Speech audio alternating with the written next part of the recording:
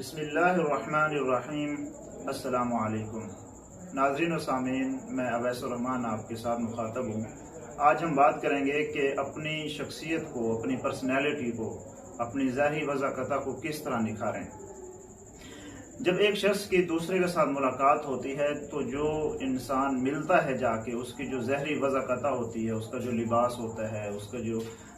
بالوں کا سٹائل ہوتا ہے، اس کے جو شوز ہوتے ہیں، یہ جو ظاہری وضاحت ہوتی ہے یہ سامنے پہلی نظر پر اثر کرتی ہے سامنے والے شخص کے اوپر، بلکہ انسان کی جو شخصیت، جو ظاہری اس کا وضاحت ہے، جو لباس ہے، یہ 80 سے 90% دوسرے انسان کے اوپر اثر کرتا ہے پہلی نظر کے اندر۔ اس لیے کوشش کریں کہ جہاں کسی فنکشن میں جائیں یا کسی سیمینار میں جائیں، کسی پروگرام میں، کسی شادی میں، ولیمے میں، کوشش کریں کہ اچھا لباس پہن کر جائیں، اچھا شوز پہن کر جائیں، اپنے بالوں کا سٹائل وہ بالکل اچھا ہو، نہا دھو کر جائیں۔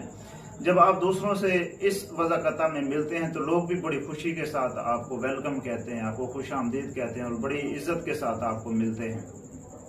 اور ظاہری وضاحت، اپنا لباس اچھا رکھنا، یہ ہمیں شریعت اور دین اسلام بھی حکم دیتا ہے۔ اللہ کے نبی صلی اللہ علیہ وسلم نے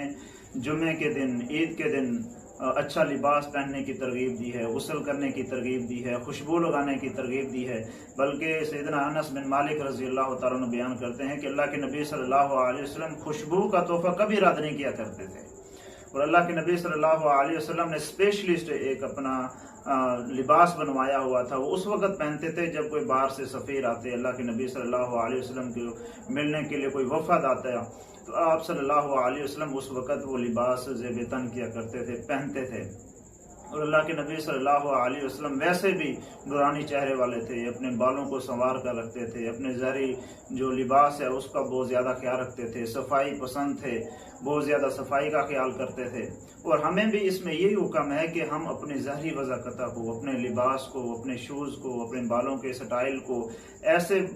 بنا سنوار کر رکھیں کہ جب ہم لوگوں سے ملیں تو ہماری طرف سے ظاہری طور پر بھی اچھا تاثر جائے، اور ہمارے گفتگو سے، ہماری اخلاق سے، ہماری صلاحیتوں سے، ہمارے کام سے، ہمارے مشن اور ویژن سے بھی لوگوں کے اوپر اچھا امپیکٹ پڑے، اچھا اثر جائے۔ والسلام۔